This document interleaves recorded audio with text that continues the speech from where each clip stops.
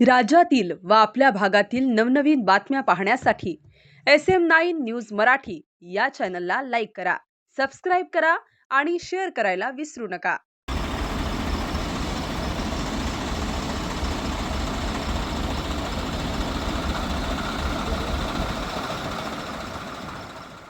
Police निरीक्षक Sangola police station दिनांक 14/6/26 रोजी पहाटे जवळा येथील कोरडा नदी पात्रामध्ये वाळू वाहतूक करण्यात येत आहे अशा प्रकारची माहिती मिळाल्याने सांगोला पोलीसची टीम तात्काळ मी त्या ठिकाणी रवाना करून त्या ठिकाणी आमची टीम गेली असता त्या ठिकाणी नदी पात्रामध्ये 3 JCB, 1 टिप्पर, 2 ट्रॅक्टर ट्रॉलीसह वाळू उपसा करत असले दिसून आले।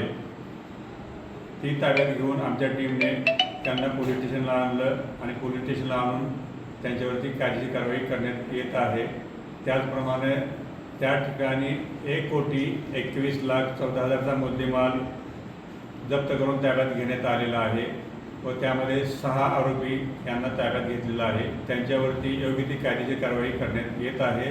ही कारवाई पोलीस अधीक्षक अतुल कुलकर्णी सर, अपर पोलीस अधीक्षक Vijay Kabade sir, DYSP Shivpuje sir यांच्या मार्गदर्शनाखाली सांगोला पोलीस स्टेशनचे PSI Gurav, PSI Sagar Patil, police हवालदार काजी, पोलीस हवालदार नवनाथ सावंत, पोलीस हवालदार राजगे, सद्दाम नदाब, पांढरे, माळी यांनी ही कारवाई केलेली आहे।